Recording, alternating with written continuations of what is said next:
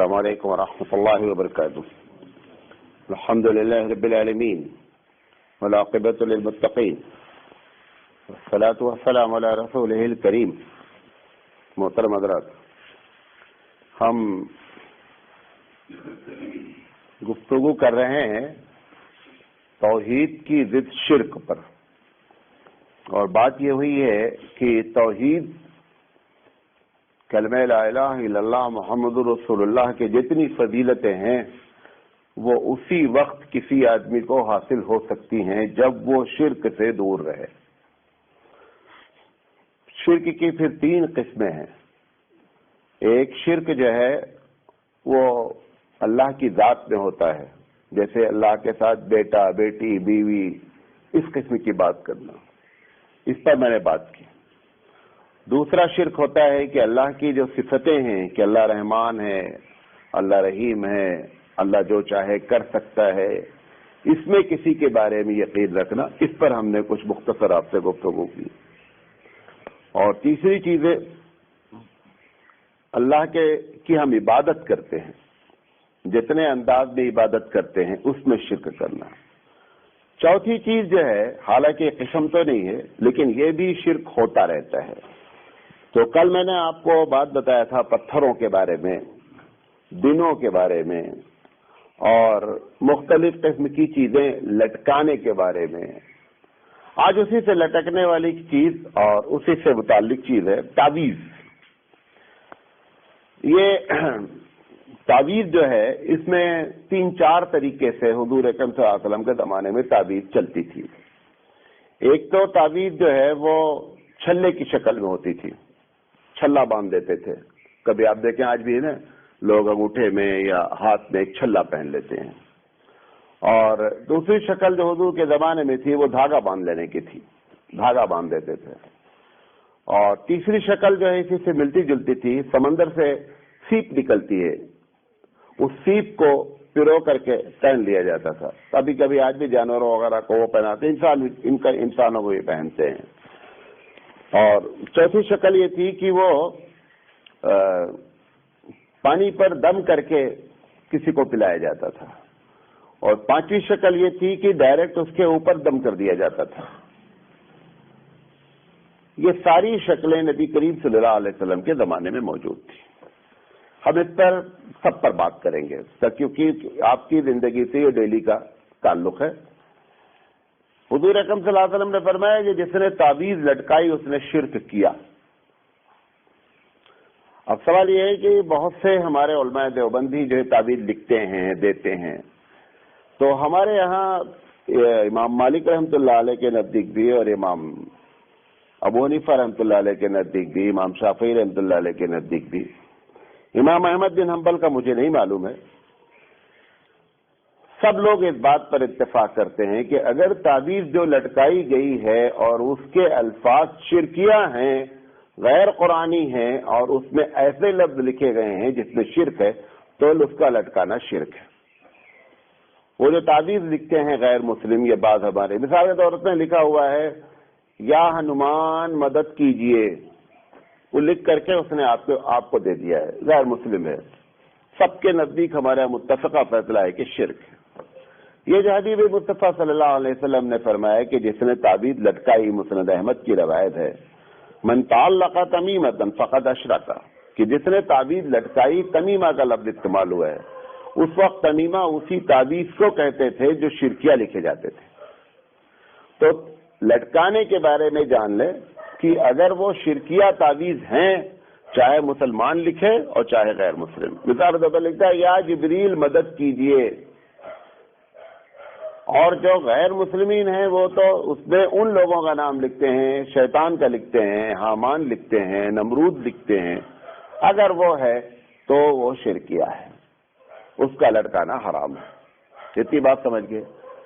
اسی طریقے سے انہی لوگوں کا نام لے کر کے دھاگے پہ دم کر کے یا گانٹھ لگا کے دے دیتے تھے، جس کو آپ گنڈا کہتے ہیں.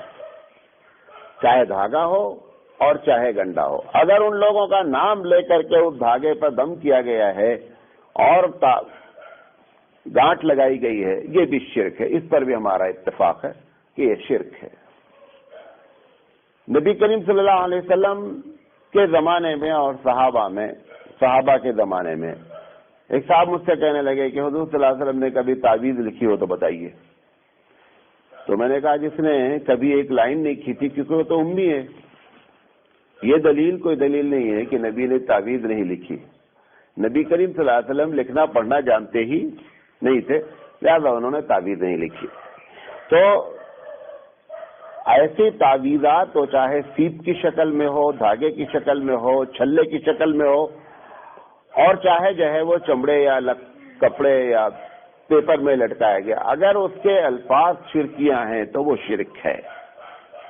اب اس میں جو بہت زیادہ متشدد لوگ ہیں، جیسے مولانا اسماعیل شہید رحمۃ اللہ علیہ کی کتاب تقویۃ الایمان شرک پر بہت زبردست کلہاڑا مارتی ہے. وہ متشدد انہوں نے تو وہی لکھا ہے جو حقیقت ہے. دوسرے لوگ جو سعودی اس وقت ہیں جو متشدد ہیں ان کے بارے میں کہہ رہا ہوں، یا مولانا عبد الوہاب کی کتاب ہے کتاب التوحید، یہ لوگ بہت زبردست توحید پر بات کرتے ہیں. یہ بھی تعویذ قرآنی پر کہتے ہیں کہ میں یہ نہیں کہہ سکتا یہ شرک ہے. انہوں نے لکھا ہے کہ اس میں اختلاف ہے. صحابہ کے زمانے سے بعض لوگ اس کے قائل نہیں تھے، حضور کے زمانے میں بھی صحابہ کہ قرآن مجید کے الفاظ سے بھی تعویذ لکھی جائے. لیکن صحابہ کے زمانے میں ایسے لوگ بھی موجود تھے جو قرآنی الفاظ سے تعویذ لکھتے تھے. ہم سب پر ابھی بات کریں گے پوری آپ سے. تو کہنا یہ چاہتا ہوں کہ جہاں پر یہ بات کہی گئی ہے کہ جس نے تعویذ لٹکائی یا چھلا باندھا یا دھاگا باندھا وہ شرک ہے، اس سے مراد شرک کیا ہے. یہ آج ہمارے یہاں جو دھاگا باندھنے کا چکر چل رہا ہے کہ قبروں پر سے جو ہے وہاں دھاگا لایا جاتا ہے اور بین ہی ویسے باندھا جاتا ہے جیسے غیر مسلم باندھا جاتا ہے، تو وہ اگر چاہے قبروں سے لایا جائے یا نہیں لایا جائے، چونکہ دوسرے کی سملرٹی ہو رہی ہے، دوسرے کی مشابہت ہو رہی ہے، لہذا وہ دھاگا باندھنا قطعی جائز نہیں. میں نے آپ کو پہلی پالیسی بتائی تھی نا کہ ہمارا کوئی کام عقیدے کا اور عبادت کا غیر مسلم سے کبھی بھی میل نہیں کھانا چاہیے. اب جو آپ دھاگا باندھ رہے ہیں اور وہ دھاگا ویسے ہی اسی کلر میں باندھا جا رہا ہے، یا تو وہ ہلکا لال کلر کا ہوتا ہے یا وہ کالا کلر کا ہوتا ہے، یہ جو دھاگا باندھا جا رہا ہے وہ چاہے آپ جیسے بھی باندھیں وہ چونکہ غیر مسلم کی ایک علامت ہے، لہذا اگر وہ دھاگا آپ باندھیں گے تو شرک کہلائے گا. حضور اکرم صلی اللہ علیہ وسلم نے فرمایا من تشبہ بقوم فہو منہم، کہ جو کسی قوم کے عمل کو اختیار کرے وہ اسی قوم کا ایک آدمی ہے. ہماری قوم کا آدمی نہیں ہے، وہ اس قوم کا آدمی ہے. لہذا یہ جو دھاگے کا چکر ہے یہ ایک عقیدے میں ایک دوسری چیز اس وقت آ چکی ہے، لہذا وہ قطعی جائز نہیں. اسی سے ملتی جلتی ایک ماڈرن چیز آئی ہوئی ہے، فرینڈشپ کے نام پہ جو ہے وہ دھاگا باندھا جاتا ہے یا مختلف قسم کی جو ہے وہ پٹیاں باندھی جاتی ہیں. اب تو پلاسٹک کی بھی آ رہی ہے، مختلف قسم کی آتی ہے. کیونکہ وہ غیر مسلم بھی کرنے لگا ہے فرینڈشپ، اور اس میں اس کا عقیدہ نہیں ہے. غور سے سنیے گا، وہ جو مندر سے لاتا ہے اس میں عقیدہ ہے، لیکن یہ فرینڈشپ والے میں عقیدہ نہیں ہے، لہذا شرک تو نہیں کہلائے گا. یہ فرینڈشپ والی جو پٹی باندھی جاتی ہے، لیکن اچھی چیز نہیں ہے کیونکہ اس سے کنفیوژن ہوتا ہے. کس کو آپ بتاتے پھریں گے کہ یہ عقیدے والی پٹی ہے یا یہ کیا کہتے ہیں فرینڈشپ والی پٹی ہے. لیکن شرک کا فتویٰ اگر وہ کہتا ہے میں نے فرینڈشپ والا باندھا ہے. اب سوال، کل میں نے ایک بات اور کہی تھی آپ سے کہ دنیا ہر اس چیز کو کرتی ہے جو اسلام کے خلاف ہو، اسی کو فیشن میں لاتی ہے اور ساری دنیا کو وہی کام کراتی ہے جو اسلام کے خلاف ہو. اب دھاگا باندھنے کا ہمارے یہاں اسپیشل منع ہے اس قسم کا، وہ فرینڈشپ کے نام پہ دھاگا لے آئے. اسلام میں عورت مرد کے کپڑے کا پہننے کا ایک پورا طریقہ ہے. وہ جتنے کپڑے کے ڈیزائن اور فیشن میں آتے ہیں وہ سب پہلے اس بات کو مد نظر رکھتے ہیں کہ اسلام کے خلاف کیسے فیشن کو ڈیولپ کیا جائے. لہذا یہ جو تعویذ کا چکر ہے اگر یہ شرکیہ نہیں ہے تو پھر تعویذ پہننا جائز ہے. افضل پھر بھی نہیں ہے لیکن پہنا جا سکتا ہے. ایک بات. دوسری چیز جو حضور کے زمانے میں تھی، نبی کریم صلی اللہ علیہ وسلم خود بھی دیکھیں تعویذ کیا ہوتا ہے، یا پانی دم کرنا، یہ پانی ہے، ہم نے اس پر سورہ فاتحہ پڑھا اور پانی دم کر دیا. وہ جو میں نے دم کیا ہے، جو الفاظ کہیں، وہ کہاں گئے؟ وہ اس پانی کے اندر نہیں گئے. دیکھا جائے تو اس پانی کے اندر نہیں گئے. یا اسی طریقے سے آپ نے اپنے ہاتھوں پہ دم کیا اور دم کر کے اپنے بدن پر پھیرا، وہ آپ نے جو پھو مارا وہ کہاں گیا؟ وہ بھی کہیں نہیں گیا. یہ تعلق کیا چیز ہے؟ ان چیزوں کا تعلق ہے روحانیت سے، اسپرٹ سے. بخاری کی روایت ہے کہ حضور اکرم صلی اللہ علیہ وسلم روزانہ اپنے بدن کو دم کرتے تھے. جس دن آپ کی وفات ہوئی ہے اس دن بھی حضرت عائشہ صدیقہ رضی اللہ تعالی عنہ نے قل اعوذ برب الفلق قل اعوذ برب الناس پڑھ کر کے اپنے ہاتھوں کو پھونکا، اپنے نبی کے ہاتھوں پر پھونکا، کہ حضور صلی اللہ علیہ وسلم کو اس وقت پڑھنے کی طاقت نہیں تھی، لہٰذا ان کے ہاتھوں کو پھونک کر ان کے ہاتھوں کو اپنا ہاتھ پکڑ کر اور پورے بدن پہ پھیرا گیا. تو پتہ چلا کہ یہ جو دم کرنے کا سسٹم ہے، چاہے ڈائریکٹ بندے کے اوپر پھونک مارنے کا یا اپنے اوپر، یہ حدیث سے ثابت ہے، اس میں ہمارے ہاں کوئی اختلاف نہیں ہے. اب اس میں یہ کوئی ضروری نہیں ہے کہ جو آپ ٹریٹمنٹ کر رہے ہیں دم کرنے کا، دم کرنے کی صرف ایک پرٹیکولر بات کر رہا ہوں، اس کا حدیث سے ثابت ہونا کوئی ضروری نہیں ہے. نہیں سمجھے بات میں؟ نہیں جیسے قل اعوذ برب الفلق قل اعوذ برب الناس حدیث میں آ گیا، آپ کو تجربہ ہے کہ آیت الکرسی پڑھیں ہم اور اس سے ہماری طبیعت یا ہمارے دل کو سکون، آپ کر سکتے ہیں. کوئی بھی علاج، پالیسی بتا رہا ہوں، یہ بات اگر آپ پکڑ لیں گے تو بات ساری، کوئی بھی علاج اس وقت حرام اور ناجائز ہوتا ہے جب شریعت کے خلاف جائے. مثال کے طور پر ایک آدمی کہتے ہیں کہ ایک آدمی کی آنکھ نہیں ہے، آپ مولانا اپنی آنکھ اس کو ڈونیٹ کر دیں، میڈیکلی لحاظ سے وہ ٹریٹمنٹ ہے، شریعت کے خلاف جا رہا ہے. شریعت کہتی ہے کہ پارٹ آف دا باڈی کہ آپ مالک نہیں ہیں، لہذا مالک ہی کسی کو گفٹ کر سکتا ہے. آپ سامان دوسرے کا گفٹ کرتے پھریں، ایسا نہیں ہو سکتا. یہ پورا بدن رب ذوالجلال اس کا مالک ہے، لہذا آپ اس کو گفٹ نہیں کر سکتے. دوسرا آدمی کہہ رہا ہے کہ صاحب آپریشن کرتے یا فلاں دوا کھا کر آپ کی طبیعت، کوئی شریعت کے خلاف نہیں، آپ کھاتے جائیں گے. وہ کہتا ہے کہ نہیں صاحب آپ شراب جب تک نہیں پیئیں گے تب تک یہ مرد نہیں جائے گا. اب شراب ٹکرا رہی ہے ہماری شریعت سے، ہم شراب سے ٹریٹمنٹ نہیں کریں گے. بات سمجھ میں آ گئی؟ تو علاج، ہر علاج جائز ہے جب تک کہ وہ علاج ہماری شریعت کے خلاف نہیں جائے. تو قرآن کی کوئی بھی آیت کسی کو اپنا تجربہ ہو کہ اس آیت سے یہ فائدہ ہو، ٹھیک ہے آپ کرتے رہیے. دلیل دیتا ہوں. ایک صحابی کا گروہ سفر کر رہا تھا، تو گاؤں والوں، ہوتا یہ تھا عموماً جب سفر لوگ کرتے تھے جس گاؤں میں پہنچتے تھے تو ہوٹل وغیرہ تو ہوتے نہیں تھے، تو گاؤں والوں کا یہ کلچر تھا کہ وہ جو بندہ رات میں آ جاتا تھا ان کے گاؤں میں تو گاؤں والے اس کو کھانا وغیرہ کھلاتے تھے، کیونکہ بندہ مسافر ہے. تو یہ صحابی کی ٹیم پہنچی نا، تو انہوں نے ان کو کھانا نہیں کھلایا، مطلب دعوت نہیں دی کہ آپ. انہوں نے تھوڑی دور پہ جا کر ریگستان میں اپنا جو کچھ تھا اپنا جلایا پکایا کھا رہے تھے. وہ اتفاق سے اس گاؤں کے قبیلے کے سردار کا بیٹے کو سانپ کاٹ لیا.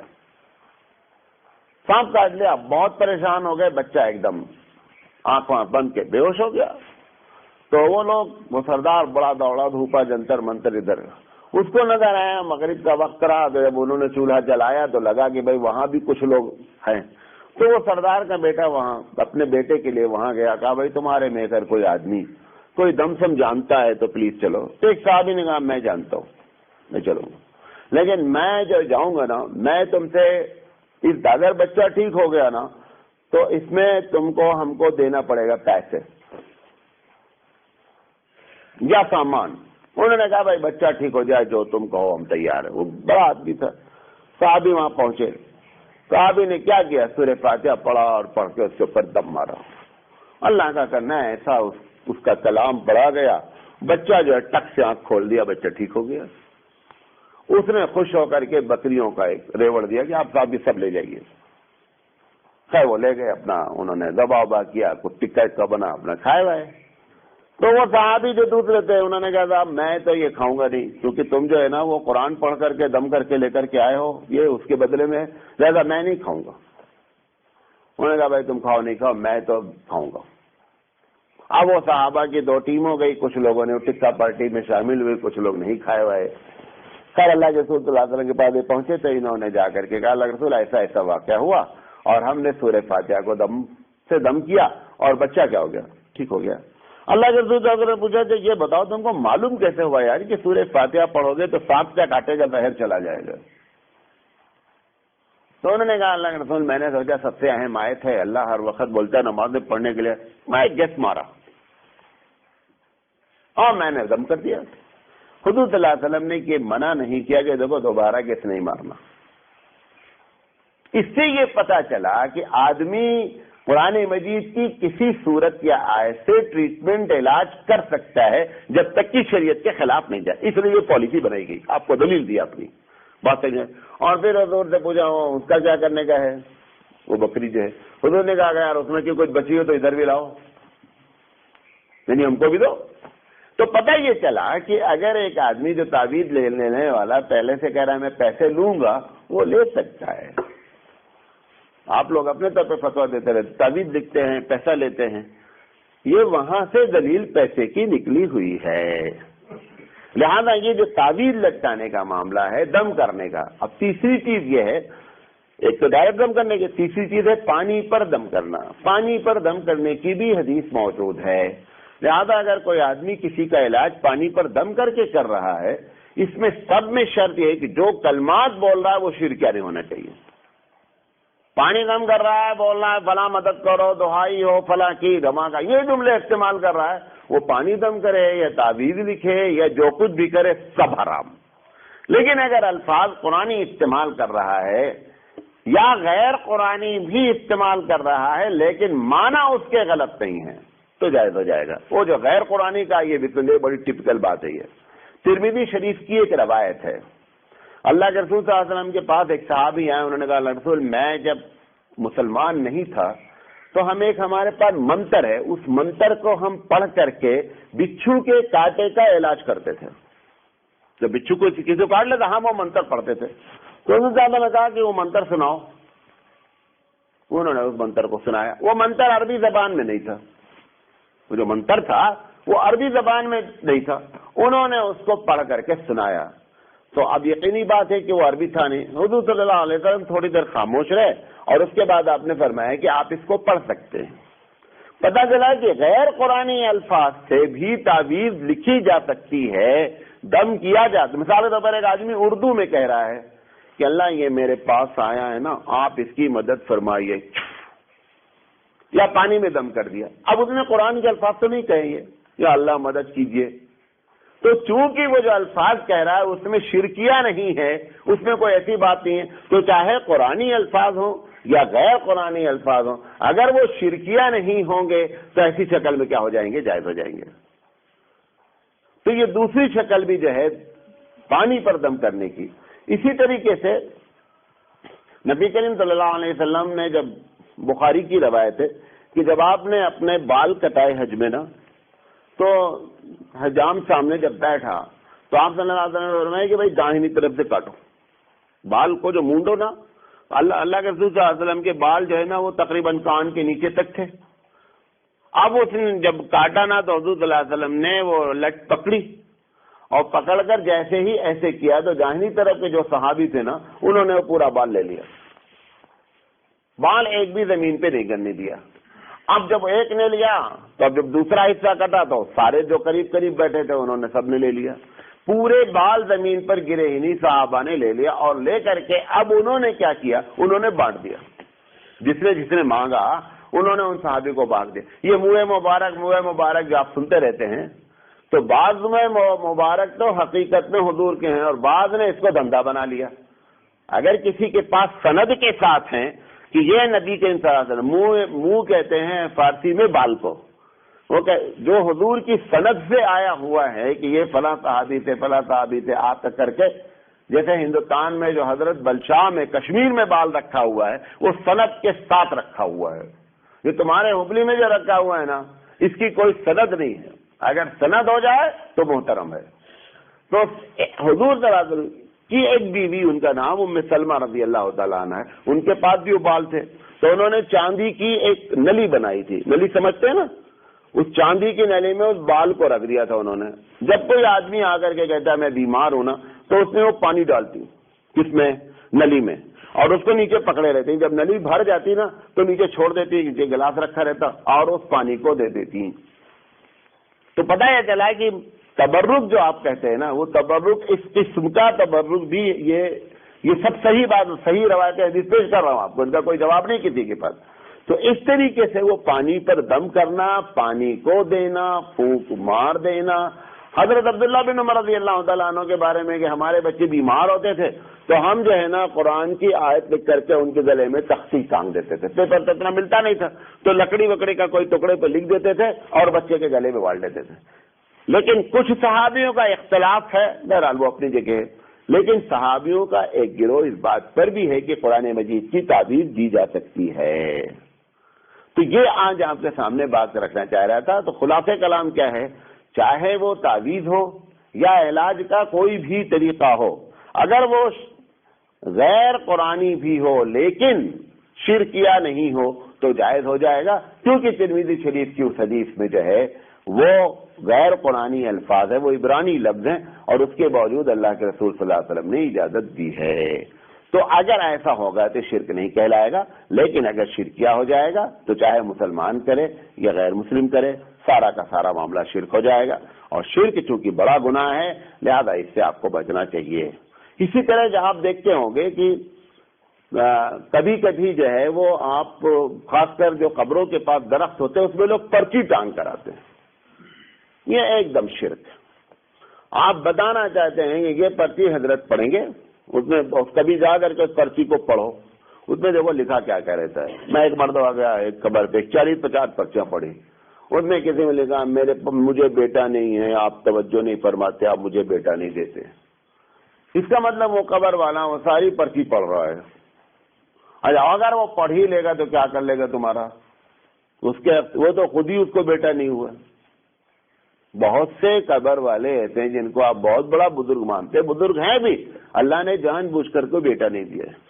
یہ کیوں ایسا اللہ کرتا ہے؟ جان بوجھ کر کرتا ہے کہ جن کو تم اتنا پاورفل سمجھتے وہ اپنے لیے بیٹا نہیں پیدا کر سکے.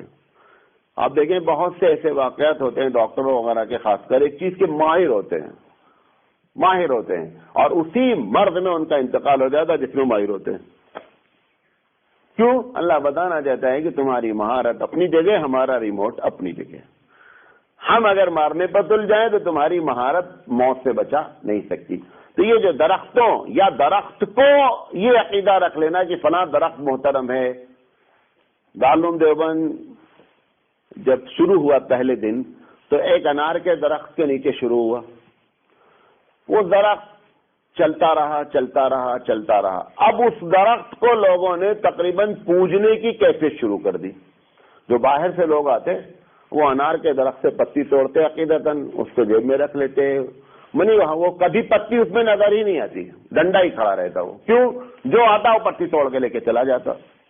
اور یہ تقریباً کیفیت جو ہے نا 2000 تک رہی. 2000 ابھی جو گزرا ہے 13-14 سال پہلے, بلکہ اور 2005 تک رہی غالباً, یہ کہ وہ انار کا درخت کو لوگوں نے ایسے برکت اور یہ سمجھ کر کے وہ پتی توڑنے لگے. اور انار کا دارالعلوم نے باق چونکہ وہ تھا ایک یادگار چیز کہ یہاں سے دارالعلوم شروع ہوا ہے, تو دارالعلوم کے جو علماء تھے انہوں نے بیٹھ کر کے کہا اس درخت کو زمین سے اکھاڑ کر پھینکو.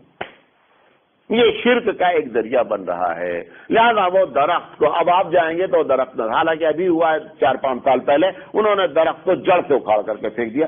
تو پتہ چلا اگر آپ ایسے کسی درخت کو, یا بعض قبروں کے پاس پانی ہے, اتنا گندا پانی, اس کو برکت سمجھتے پیتے, یا آپ کے ہبلی کے قریب میں جو ہے نولگن جاتے ہوئے ایک نہر ہے, اس میں بیٹھ کر کے گندے پانی میں نہاتے ہیں, ادھر عورتیں نہا رہی ہیں, مرد نہا رہے ہیں, یہ سارا شرک اکبر ہے. حضرت عمر رضی اللہ تعالی عنہ کے زمانے میں جو ہے وہ نبی کریم صلی اللہ علیہ وسلم نے جس درخت کے نیچے بیٹھ کر کے صلح حدیبیہ میں مشہور پیکٹ کیا تھا, ایک معاہدہ کیا تھا, تو بعض لوگ اس درخت کے پاس جا کر کے بیٹھنے لگے برکتاً. حالانکہ اس درخت کا ذکر قرآن مجید میں بھی ہے, تحت الشجرہ کے لگتے. اللہ کے رسول صلی اللہ علیہ وسلم بھی بیٹھے تھے, صحابہ بھی بیٹھے تھے اس درخت کے نیچے. لیکن عقیدہ یہ جب آ گیا کہ صاحب یہ درخت برکت والا, حضرت عمر رضی اللہ تعالیٰ عنہ نے کہا اس کو جڑ سے اکھاڑو. اور انہوں نے راتوں رات پورے درخت کو جڑ سے اکھڑوا کر کے پھینکوا دیا کہ یہ عقیدے کی خرابی پیدا ہو رہی ہے۔ لہذا یہ جو تعویذ کا معاملہ ہے یا کسی چیز کو اس طرح سے برکت والا جاننا کہ اس کے اندر نفع اور نقصان کی صلاحیت ہے، یہ شرک ہو جائے گا، اس سے ہم کو پرہیز کرنا چاہیے۔ اللہ تعالیٰ سے دعا ہے کہ اللہ تعالیٰ کہنے سے زیادہ عمل کرنے کی توفیق عطا فرمائے۔ وآخر دعوانا الحمدللہ رب العالمین۔ سبحان اللہ وبحمدہ، سبحانک اللہم وبحمدک، اشہد ان لا الہ الا انت، استغفرک۔